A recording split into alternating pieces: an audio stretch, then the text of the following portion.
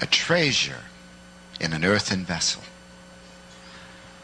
A power, the ability to live clean, the ability to think right, the ability to feel right, so that the excellency of the power may be of God and not of us in human strength. It's very interesting to note that medical scientists tell us that when men suffer and women suffer, that their suffering, without men realizing it, is three-dimensional. This is what they say. That if you were to suffer for 1 month, that without you realizing it, your memory, your central nervous system, would reflect, without you knowing it, all the suffering that you had gone through in the past. So not only would you be suffering at this moment, but all the suffering of the past. But you're not thinking about it. And then the fear of the suffering in the future.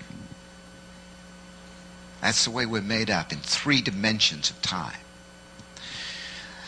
Now, the medical scientists tell us that when an animal suffers, they only have 1 dimension of suffering, and while they do suffer, their suffering is not nearly as bad as human beings because they do not recall the past. Now, listen carefully. A woman was placed in the Chinese prison many years ago, a lovely Christian, tormented, shackled into chains, a woman in her 60s, was finally released from that prison.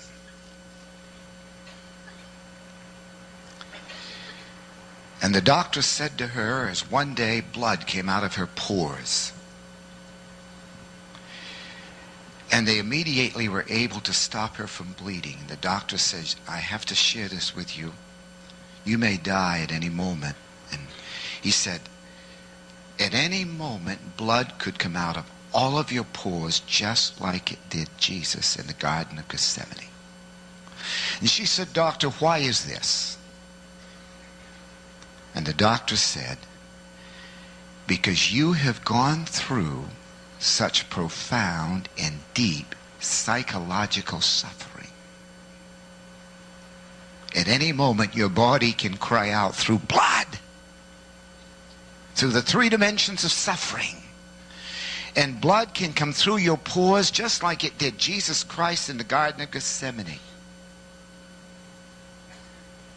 She was a lovely woman, a lovely believer, and kept her faith in China while she was in prison, preaching, evangelizing. And when I heard that story, of course, my mind went into the Garden of Gethsemane. And when Jesus Christ bled and fell down once, twice, and got up in his weak human figure and his humanity, and he looked, and there was blood coming out of his pores. Not only were all the demons of hell attacking Jesus' humanity, though he was God, but all his suffering was upon him, psychologically. Unbelievable mental anguish. And then he cried out, as he desired consolation and comfort from his own disciples,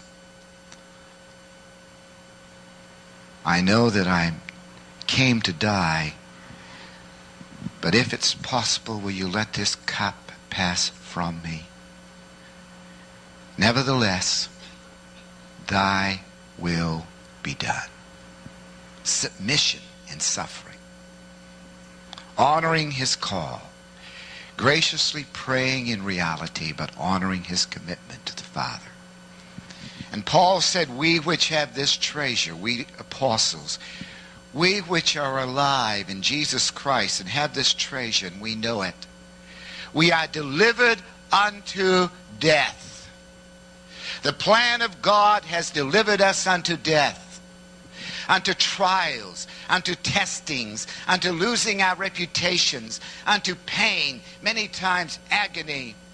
human frailty exposed. We are delivered unto death. But he said, this is the reason. So that the life of Jesus Christ may be manifested through our mortal body. He says death works in us so that life may come and work in you. In other words, God says, I've got to have a plan that'll get that life of love and mercy and grace and wisdom and peace and joy. I've got to get that life that's in that body that's frail and weak and that's subject to time, is subject to the cosmic world, is subject to death and accidents and disease and heartache and sorrow and wounds and bruises. I've got to find a way to get that life flowing, circulating out of your body into this terrible world of cosmic darkness. I want the light to shine out of darkness. I want the light to shine in darkness, because you are the light of the world.